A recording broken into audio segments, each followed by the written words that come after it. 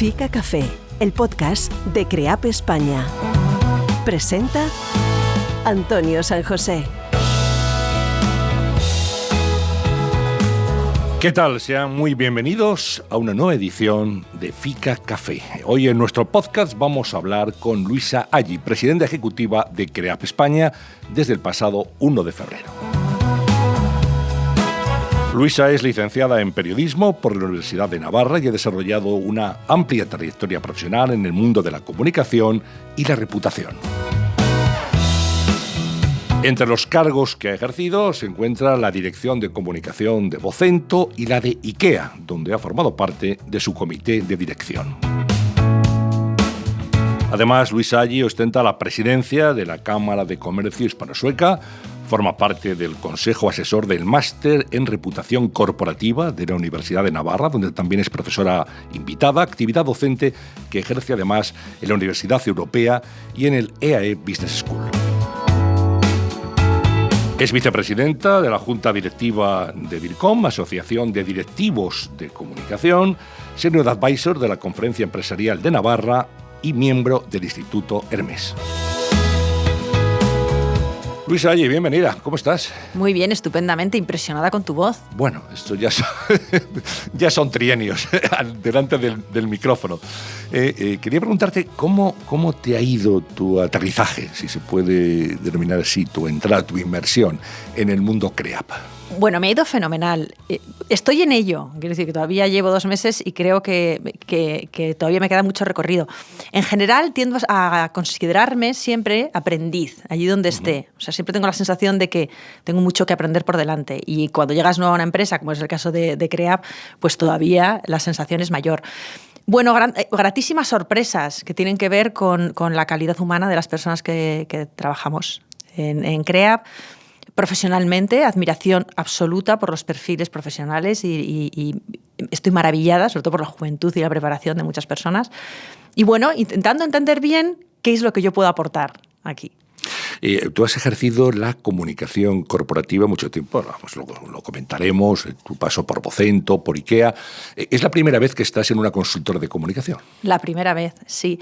Y yo creo que eso tiene algo precioso y es, bueno, yo se lo explico a mis hijos, cuando me dicen, ¿tú a qué te dedicas? Y le digo, pues antes me dedicaba a ayudar a una compañía que todo el mundo le quisiera y entonces ahora lo que tengo que dedicarme es a acompañar a muchas otras compañías y personas para que todo el mundo quiera y adore sus marcas, sus compañías, sus planteamientos.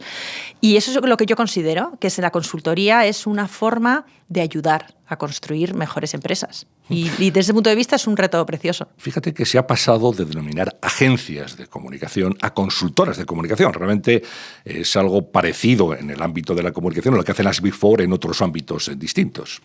Bueno, yo creo que ese viaje tiene que ver probablemente con la complejidad en general del mundo, de la gestión empresarial y de muchísimas cosas, donde uno ya no solo habla de comunicación, o sea, apoyar el crecimiento de nuestros clientes y apoyar el crecimiento de nuestras personas supone ser capaz de dar unos servicios distintos, que en muchos casos son pura comunicación y en otros casos son consultorías mucho más complejas, en ámbitos más complicados. Están los asuntos públicos, está la reputación, está la sostenibilidad.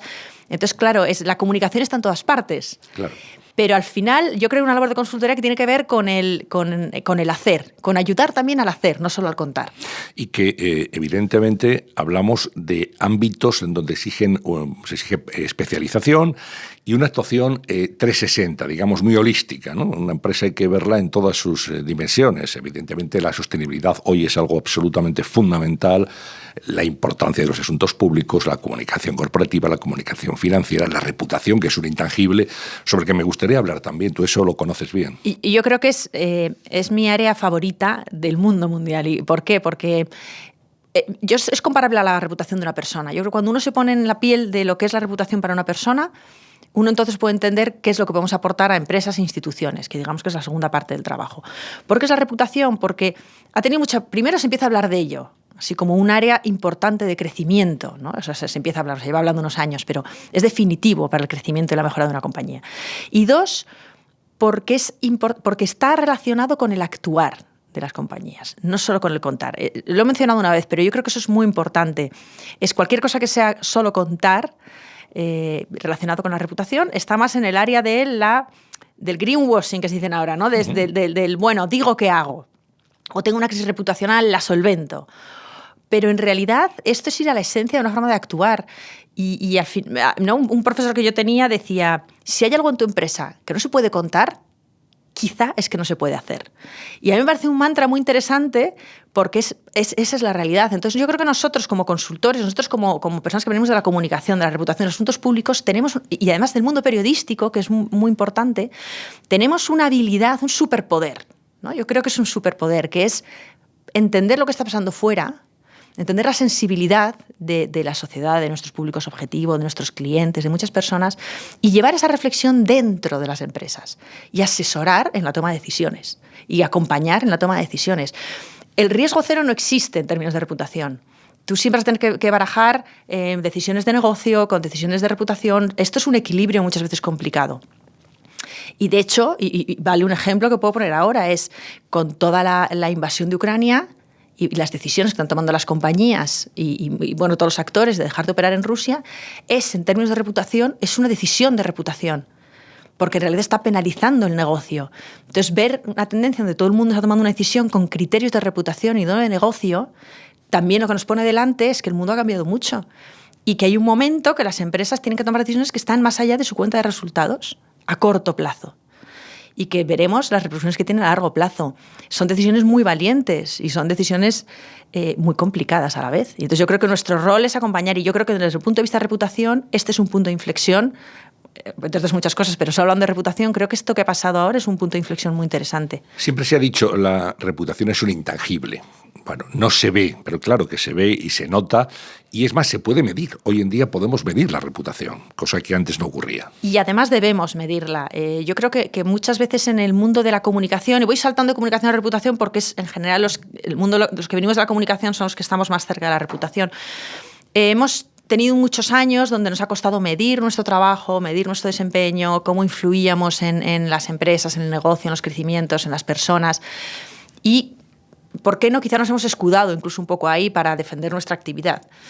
Pero si nosotros, que queremos, todos los que estamos en el mundo de la reputación y de los asuntos públicos y de la comunicación, queremos influir en las empresas y están en los órganos de toma de decisiones, entonces tenemos que dar ese paso de profesionalización, de dejarnos medir adecuadamente y responder a la organización sobre los recursos que nos están dando para hacer muchísimas cosas. Entonces, la reputación se puede medir, se debe medir, y de hecho lo que demuestra es que incrementando, hay un modelo que es Reputation Institute, ellos te dicen, aumentando tu reputación en 5 puntos, la intención de compra sobre tus productos o tus bienes incrementa hasta un 5 o 6%. O sea, hay una constancia. Y además ahora hay mucha más complejidad. Tenemos lo que se llama un cliente activista, la gente toma decisiones de compra en muchos casos en función de lo que percibe de las compañías. Entonces, ya sí o sí, en el mundo de la reputación nos acercamos un poco más al marketing, en el aspecto de medir el retorno de las cosas que hacemos o no hacemos.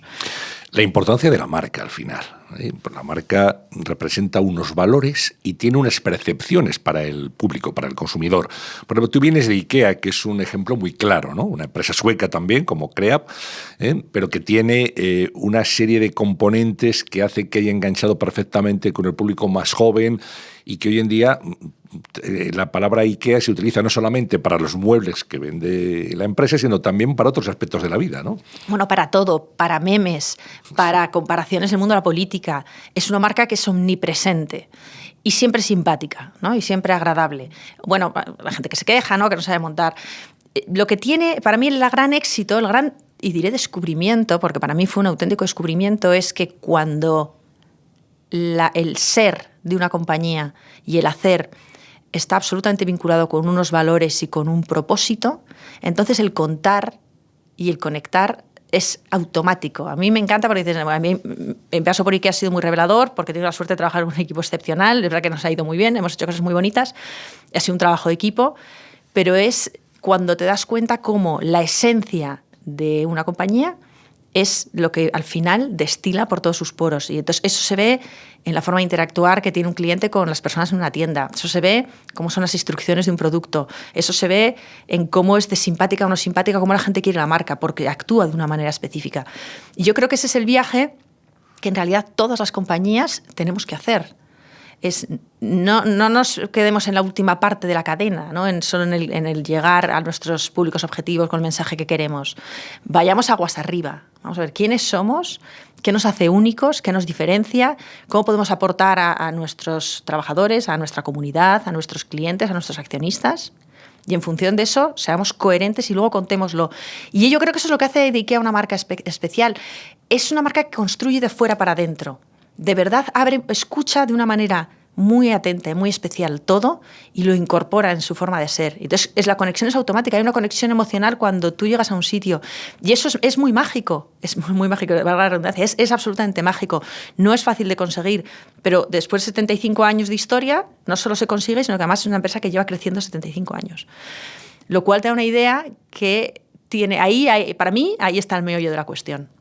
Llegas a IKEA desde un grupo de comunicación como Vocento, Diario ABC y algunos de los más importantes periódicos regionales. Hablábamos hace algunas semanas aquí en este podcast con Luis Enríquez, consejero delegado de Vocento, que nos hablaba de la realidad del grupo, o sea, el mundo de comunicación y al mundo, digamos, más comercial, más de una empresa, en este caso relacionada con los muebles y otros aspectos del hogar, ¿no? Bueno, yo siempre he dicho que la verdad es que mi paso por Vocento han sido muchos años y además yo tuve la suerte de que cuando hubo una salida a bolsa poder llevar la comunicación en ese momento. Entonces siempre considero que el día que decidí, probablemente el mes o los meses que decidí que yo ya trabajaba en comunicación corporativa y en comunicación en general, fue a raíz de esa salida a bolsa. Yo creo que fue un regalo que me hicieron. Yo he tenido muchos regalos en la vida, he tenido mucha suerte, me han dado grandes oportunidades.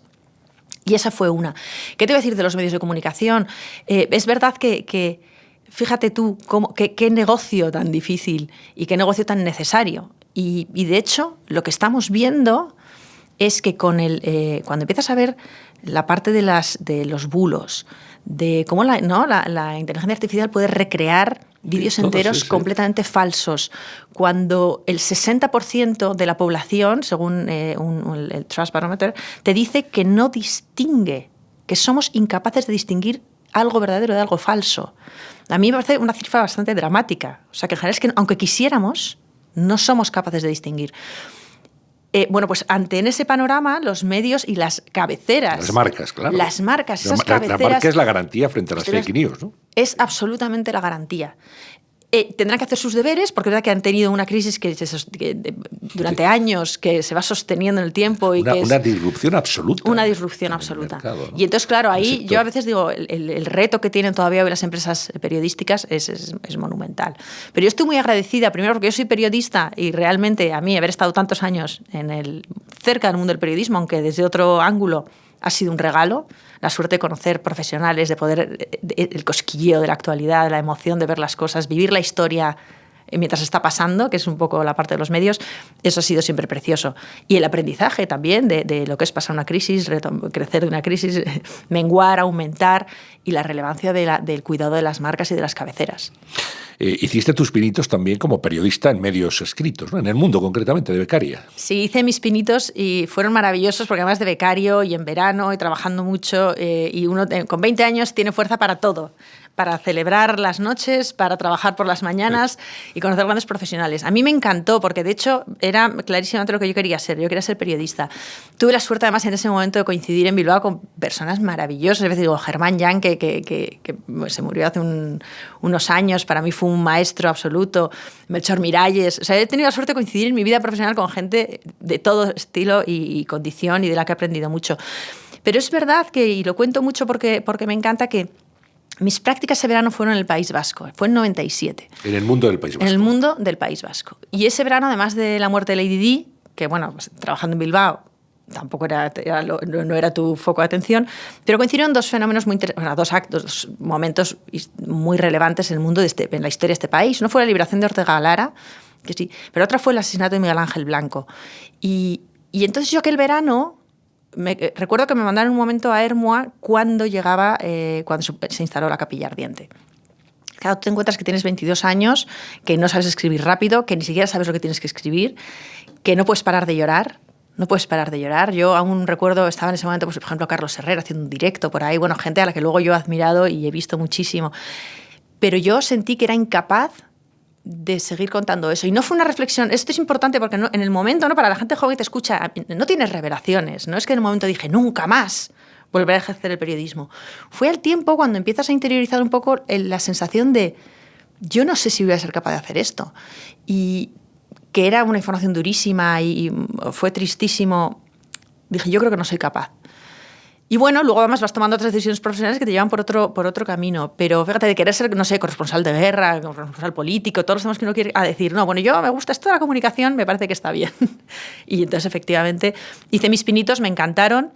Había hecho radio antes también dentro de la universidad y eso me sigue gustando mucho. Y yo creo que tengo todavía tengo sangre periodística. De hecho, creo que es un oficio, una profesión que ayuda mucho a muchas cosas.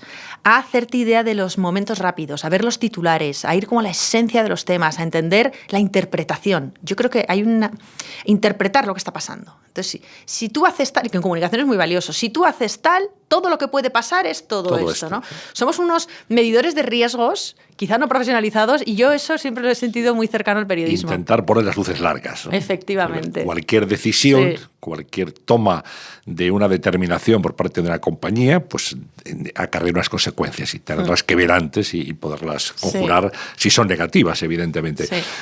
¿Cómo fue tu paso por la Universidad de Navarra? ¿Cómo recuerdas tu época de estudiante? Bueno, pues yo creo que no hay recuerdo malo en la universidad. Yo la única desventaja que tenía es que yo vivía en casa con mis padres y entonces, bueno, es fenomenal, mis padres os quiero mucho, sois estupendos, pero en términos de disfrutar de una parte de la vida universitaria, pues era un poco más reducido. Pues para mí el paso por la universidad es maravilloso y todavía hoy tengo muchísimo trato con la universidad y siento que pasar por esa universidad es un regalo. Un regalo que te dan por la calidad de los profesores, por la calidad de las clases, por el aprendizaje. Entonces, yo es verdad que tenía mucho foco puesto, claro, si lo tienes en un lado, quiere decir quizá no lo tienes tanto en el otro, yo siempre tengo mucho foco puesto en la parte de colaboración, de trabajar en varios departamentos universitarios, organizar congresos internacionales, ¿no? No había evento en la universidad donde no estuviese yo de alguna manera involucrada. Y entonces yo era muy visible para lo bueno y para lo malo. Pero tengo recuerdos muy importantes. Tengo recuerdos maravillosos, un profesor de redacción, Paco Sánchez, que todavía hoy sigo teniendo trato con él, ¿no? Y yo tengo una frase que me ha valido para siempre, para todo. Él en primero de periodismo, en las clases de redacción, nos dijo que había que, para ser un buen periodista, principalmente había que conocer al ser humano. En general, él no lo dijo, pero ahora lo complemento yo, para todo, lo más importante es conocer al ser humano. Y entonces lo que apostaba es que para conocer al ser humano bien, lo que tienes es que leer mucho. Pero sobre todo tienes que leer a Shakespeare, porque llevaba las pasiones a tal extremo que era la única forma de entender, ¿no?, lo que era la esencia del ser humano. Y para conocer al ser humano te daban muchas clases de historia, te daban muchas clases de arte, te daban muchas disciplinas y que solo con el tiempo entiendes, eres capaz de conectar los puntos. Entonces yo eso es algo que he tenido grandes maestros, pero en concreto, bueno, Francisco Gómez Antón, con geopolítica, con política internacional, política española, pero yo nunca voy a olvidar que para mí lo más radical que yo aprendí en la Facultad de Periodismo es todo esto va de las personas y del ser humano. Y bueno, y Paco lo sabe, que todavía mantenemos trato y eso me encantó. Entonces fue un paso maravilloso. Hablabas antes de tus padres. Bueno, tu padre, Juan Cruz Allí, fue presidente de Navarra. ¿Cómo recuerdas esa etapa de tu padre? Y tú eras pequeña, me imagino. ¿Y cuál era la relación en ese momento con el mundo político y con el mundo de los medios? ¿Cómo vivías eso en casa? Mira, no sé, ¿qué edad tenías entonces? Bueno, 18. Antes, cuando él empezó a ser presidente, tenía 18 años y su entrada en política fue anterior.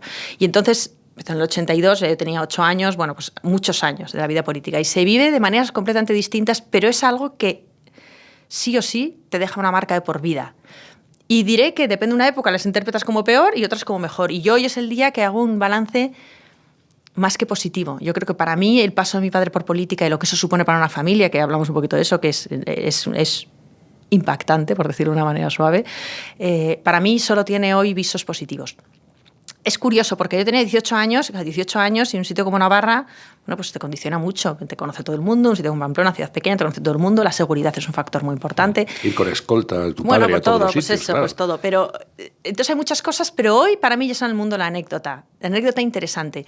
Y luego hay una parte que me impresionó mucho, que es una de las motivaciones por las que yo estudié periodismo, es cómo se cubría la política del periodismo, ¿no? Yo en mi padre veía un ser admirable, y creo que lo es, recto de una rectitud increíble. Hay ya cosas que son de la intimidad familiar, pero es de una rectitud, de una coherencia de vida, de vocación de servicio absolutamente espectacular. Entonces, cuando tú estás viviendo, ¿no?, la política como la auténtica vocación de servicio y constructiva, colaborativa, inclusiva, no de excluir, sino de incluir a todos, cuando ves un poco el reflejo de cómo eso se va transmitiendo en los medios, se te produce ¿no?, se te rompe el corazón, porque ahí falta una conexión.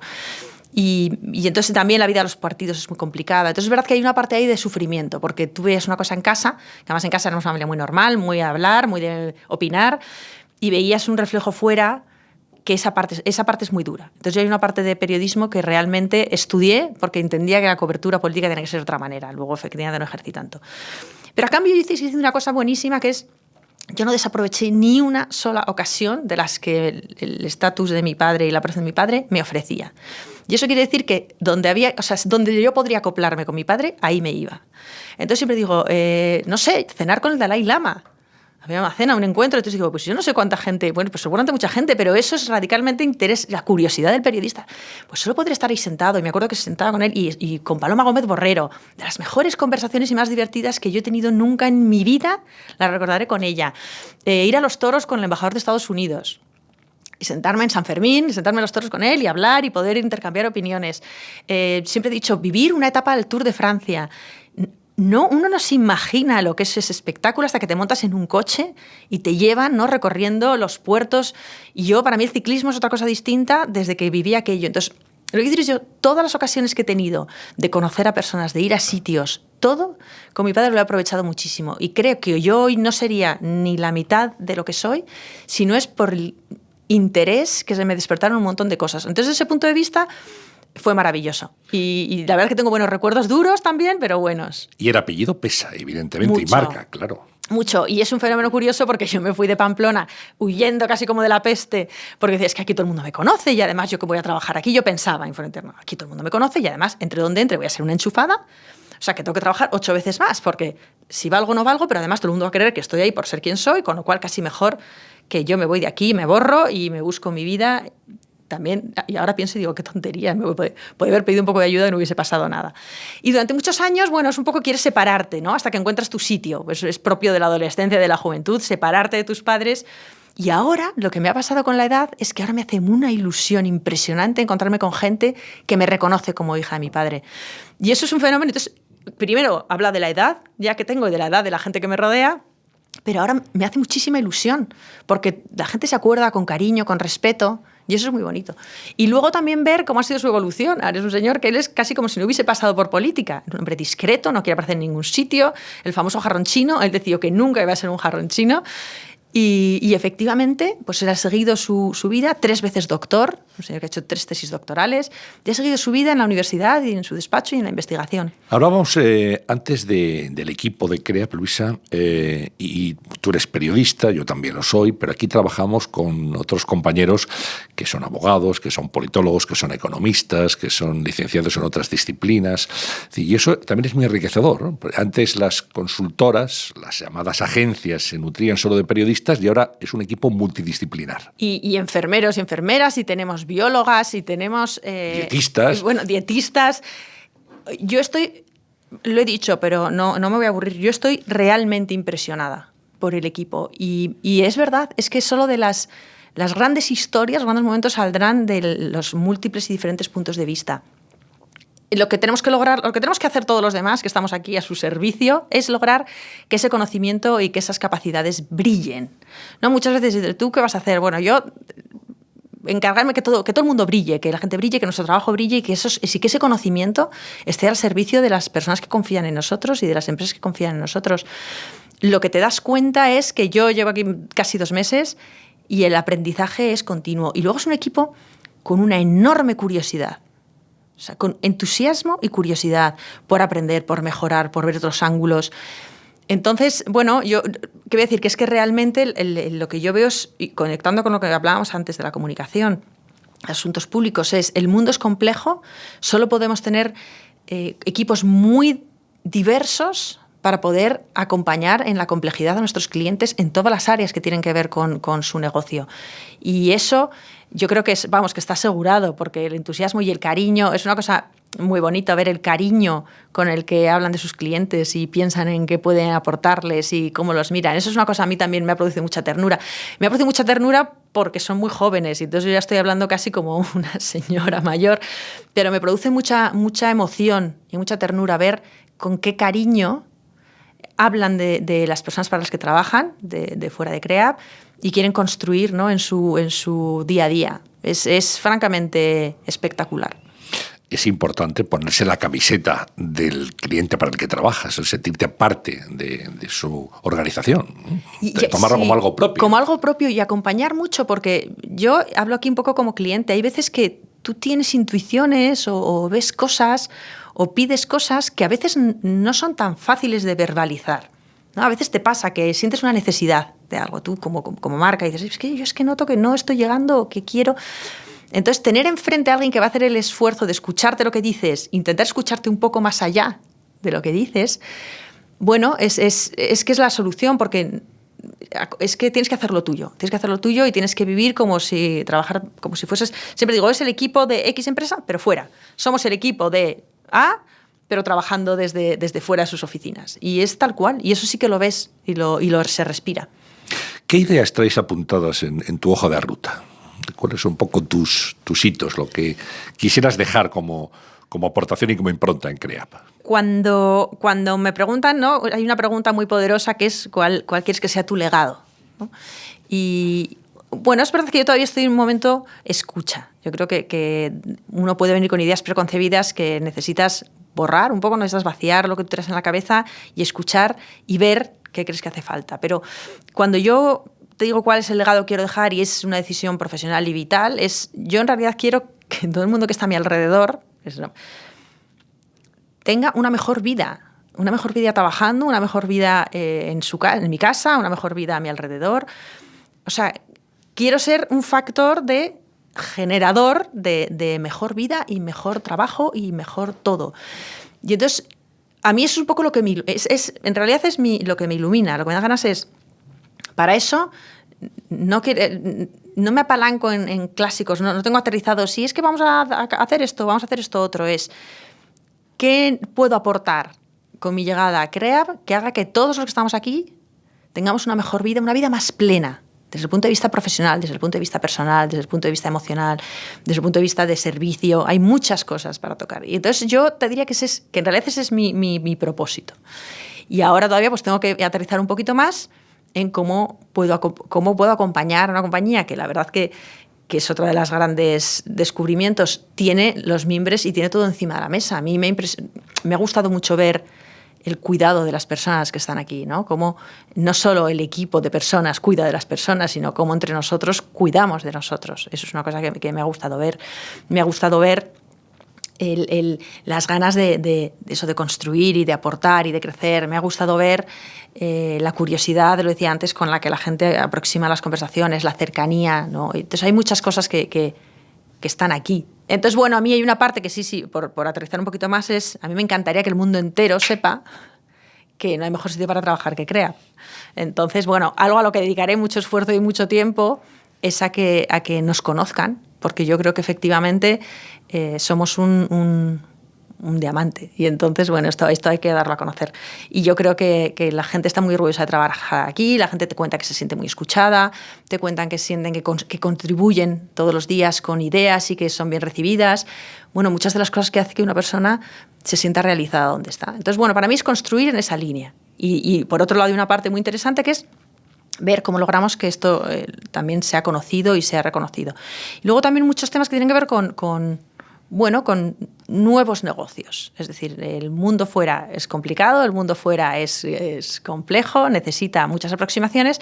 Y ahí, desde el punto de vista también, poniéndome mucho el gorro de cliente, que es donde he estado yo siempre, he sido también cliente de CREAP, poniendo el gorro de cliente es cómo podemos también generar ese bienestar profesional y personal en nuestros clientes. Entonces, en esa parte también tenemos un montón de ideas que iremos aterrizando convenientemente, pero sí, formas para lograr que todo el mundo crezca con nosotros de su lado. En el mundo de la consultoría, estarás de acuerdo, es muy importante saber escuchar. No oír, sino escuchar. Escuchar y entender, comprender al que tienes enfrente. Sin ninguna duda. Yo, mira, ahí me estoy certificando de coach Y ha sido uno de los... siempre se dice escuchar es muy importante. Bueno, es que es revelador. Y en consultoría no puedes vivir sin la escucha. Es probablemente el gran factor, o sea, de diferenciación y de forma de trabajar. Porque, bueno, lo que te decía es entender las necesidades más allá incluso de lo que se verbaliza. Yo creo que eso es una cosa muy importante, observar conocer el estado de ánimo de las personas que tienes en ese momento, cuál es su rol en la organización, cómo hay muchas cosas que condicionan las decisiones de las personas que les van, pues un responsable de temas regulatorios de una empresa o un director de comunicación. Son profesionales y son personas. Entonces, en la escucha activa hay muchos factores encima de la mesa. Están los profesionales y están los personales. Y yo creo que hay un acompañamiento personal también interesante que es parte de esa escucha. Sí. Escuchas Fica Café, el podcast de CREAP España.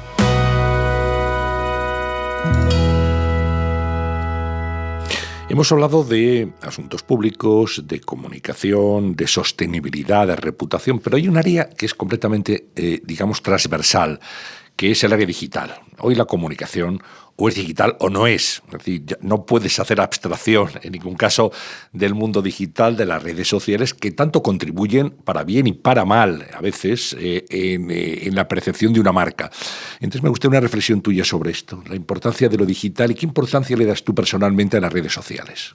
Bueno, pues como has dicho, yo tengo mi corazón muy dividido con las redes sociales, porque yo creo que han sido son una buenísima herramienta de comunicación, ayuda a llegar a muchísimas personas, a públicos que no hubiese podido llegar de otra manera, a compartir, a abrir la conversación, a abrir el diálogo.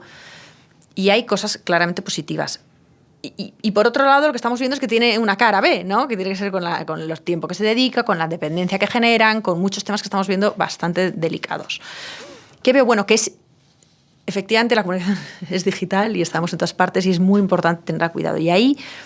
¿Qué me gusta también? Que es que he visto bien, bueno, ser como muy honestos desde el punto de vista digital, ya que estoy pensando más como un proveedor de servicios, es ser muy honestos en las verdaderas necesidades que tiene una compañía, ¿no? Y yo creo que en el mundo digital esto es muy importante, es entender quién es tu empresa, qué tono tiene, qué es lo mejor para ellos, ¿no? Cómo les acompañas. Y a mí es algo que sí que estoy viendo con mucho, también he visto mucho en ese aspecto, mucha reflexión en el equipo digital. Conoce muy bien a sus clientes, cómo quieren acompañarlos, qué es bueno para uno, qué no es tan bueno para otro, qué te conviene. Porque también lo que estamos viendo es que parece que todo vale. No todo vale, ¿no? Todos tenemos nuestro tono, nuestra forma de ser. Esto va de trajes a medida. Trajes a medida. Y eso entonces también, poner un poco de serenidad. ¿Qué nos ha pasado en comunicación, por ejemplo? Que lo que nos ha pasado es que fue una herramienta de medición que para nosotros fue un descubrimiento, porque en comunicación, ya decíamos antes, es muy complicado tener cómo medir mi desempeño, y de repente las redes sociales nos pusieron delante pues una herramienta de medición. Y entonces nos lanzamos un poco todos a lo loco porque era el sitio donde podíamos mostrar KPIs o como queramos llamarle, ¿no? Formas de medir. Y yo creo que ahora estamos en un ejercicio de moderación y de mesura. Y luego hay que observar pues, muchas cosas, hay que observar con detenimiento muchas cosas y los impactos en la sociedad que tienen, hay que observar temas como metaverso, tenemos que ver todo y tenemos que observar y tenemos que tomar... lo que pasa es que ya no vale la neutralidad en casi nada, ¿no? Parece que hay que tomar postura en todo. Bueno, pero hay que observar muchas cosas porque claramente en el mundo digital sigue creciendo a un ritmo exponencial y tenemos que entender que es bueno para nosotros, que es bueno para nuestros clientes, que es bueno para nosotros como personas y por eso tengo un poco el corazón dividido con el tema de las redes sociales, por ejemplo. Bueno, tú conoces muy bien la cultura sueca, IKEA, ahora CREAP, ¿no? Esta es una empresa que nació en Estocolmo, hace más de 50 años, que lleva más de 20 años en España. Este podcast se llama Fica Café. Aquí lo explicó en la primera entrega Eugenio Martínez Bravo, cuando decía que esto es como el pincho de tortilla que se toman, el Fica, es un pincho de tortilla, esa pausa que hay a media mañana. Creo que ahí toman un café y un bollito de... El rollito de canela, el rollito de canela. Bueno, pues... ¿qué te ha aportado la cultura sueca? ¿Cómo es la forma de trabajar sueca? Bueno, lo primero y principal, yo cualquier de estos pido la nacionalidad sueca o por lo menos compartir, tener doble nacionalidad. A mí desde todo punto de vista me entusiasma cómo son y cómo trabajan. Y ya como siempre uno que generaliza, bueno, pues habrá de todo, ¿no? Pero en la generalización hay cosas que saben hacer muy bien. La sencillez. O sea, es una cultura donde las cosas fluyen porque es sencillo. Entonces, no sé cómo explicarlo. O sea, hay un sitio de repente siempre hay una silla en medio, ¿no? ¿Qué pasa? Es un sitio que siempre hay una silla que molesta. Bueno, pues ellos son capaces de verla, entender que eso está rompiendo la foto, la armonía, lo que sea, y la quitan y entonces ya todo fluye. Entonces, es una cultura que tiene como base fundamental el individuo, que es una cosa que en España siempre nos cuesta mucho entender, porque hay como que la base es la familia, entonces el individuo, pero en la colectividad, no el individuo por sí solo, sino dentro del total de la población. Entonces protege y cuida mucho al individuo para que sea perfectamente autónomo, pero luego tiene un sentido social, un sentido de responsabilidad social, y la ética con la que funcionan y operan es profunda, es admirable, ¿no? Entonces hay cosas que son maravillosas. ¿Qué es trabajar con ellos? Para mí trabajar con ellos... voy a decir una cosa que es una interpretación muy personal y muy libre. Yo creo que es una cultura muy femenina para trabajar. Y me explico por qué. Porque está basado en esa igualdad radical nórdica que es muy verdad, de entre distintos estamentos de una compañía, o ese consenso nórdico que se habla mucho, que es también total y absolutamente cierto. ¿Qué quiere decir? Para construir algo colectivamente se toma muchísimo tiempo en la discusión. Mucho tiempo casi que a los españoles nos cuesta entender por qué llevamos tanto tiempo hablando de esto mismo, ¿no? Entonces, dan muchas vueltas al consenso y son conversaciones muy honestas desde el punto de vista de quién gana y quién pierde, porque nadie pierde. Es una cultura que construye siempre sobre el pensamiento del de al lado. No es, tú dices A, pero yo creo que B. No, el pero no existe en la forma de conversar. No sé sueco todavía, pero seguro que no existe el pero. Ellos lo que te dicen es, si yo digo A, el que viene detrás dice A. Y además, ¿por qué no un B? Y entonces el siguiente que viene dice, no, pero A y B... ¿Y si metemos este factor C? Entonces tú lo que vas viendo es que es una cultura que permanente en la conversación construye sobre lo anterior, no invalida lo anterior. Entonces toma mucho tiempo en conversación. ¿Eso qué pasa? Eso a las mujeres nos ayuda mucho a la hora de trabajar. Y me meto un tema de liderazgo femenino. Es las negociaciones, las conversaciones no tienen que estar basadas en tú ganas, yo pierdo. Tienen que estar basadas en un sitio donde todos ponemos encima de la mesa parte de lo nuestro y todo es aceptado en la conversación. Eso ayuda mucho a trabajar. Ayuda mucho a trabajar... Entonces, ese consenso, es para mí la raíz de cómo... Entonces, cuesta mucho consensuar. Cuando han tomado una decisión, claro, son un transatlántico en las empresas, en las compañías, porque van completamente alineados. Han marcado clarísimamente los objetivos, cómo van a llegar hasta ahí, cómo lo van a hacer, y ahí tienes una alineación absoluta.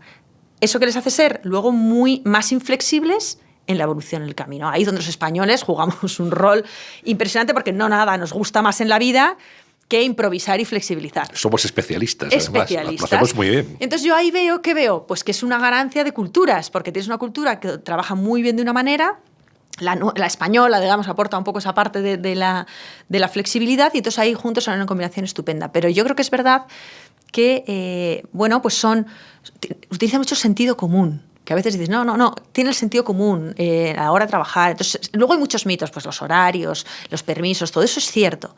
Pero es verdad que el sentido de la responsabilidad es altísimo. La confianza es una sociedad de alta confianza, que se llama, ¿no? Y sabes que hay confianzas hay sociedades de alta confianza y sociedades de baja confianza. Las mediterráneas tenemos esas sociedades de baja confianza, es decir, la sensación de que no puedes confiar en el sistema, o no puedes confiar en el de al lado, no puedes confiar... La confianza es un tema muy importante en la comunicación y muy importante en las culturas. Y las nórdicas son culturas de alta confianza. Entonces, la delegación, el seguimiento de los temas, nadie te persigue para un tema, ¿no? Porque se confía que tú lo has cogido, lo has hecho tuyo y lo vas a entregar. Entonces, que hay unas formas de trabajar mucho más relajadas en algunos casos, pero porque su propio contexto, la confianza es muy importante. Entonces, bueno, yo les admiro mucho y aprendo muchísimo de ellos y me encanta trabajar con suecos y con suecas. Bueno, estamos terminando esta conversación, Luisa, algo más personal, ¿no? Tú eres madre, sí. Tu pareja es periodista. Sí. ¿Qué tal la conciliación? Bueno, pues a ver, la conciliación es un esfuerzo constante. La conciliación, no puedes despistarte un día. Voy haciendo trucos, voy descubriendo el punto, pero no puedes despistarte. Primero y principal, yo sin mi querido periodista no haría nada, porque esto es un equipo. O sea, una persona sola no concilia. Yo esto, por más que lo intento. Entonces, nosotros somos dos. Nosotros tres, 2 niños y una niña, y nos organizamos, y la verdad es que es un equipo. Y si no fuese en equipo no podría funcionar. Y luego la conciliación es una permanente... Te diría que es una permanente batalla, porque es muy difícil estar en todo. Entonces yo pues tengo trucos, lo que hago es pues no pienso en el día, sino pienso en la semana. Entonces pues equilibrio en la semana. Pues si hoy he tenido una mesa redonda que tuve ayer que moderé, pues entonces ya sé que esa noche llegaré tarde, entonces ahora sí que las 4 noches siguientes no toca hacer nada. Bueno, vas intentando apañar. Es muy difícil, pero es tan necesario por nosotros, por los niños, por la sociedad. No podemos tener niños que estén criados por la televisión, no podemos tener niños que estén... No podemos... No como... subarrendar la educación. Y en ese aspecto es una batalla constante. Se puede, yo creo que estoy en un equilibrio bastante razonable, pero con muchos desequilibrios por el camino, tampoco voy a engañar.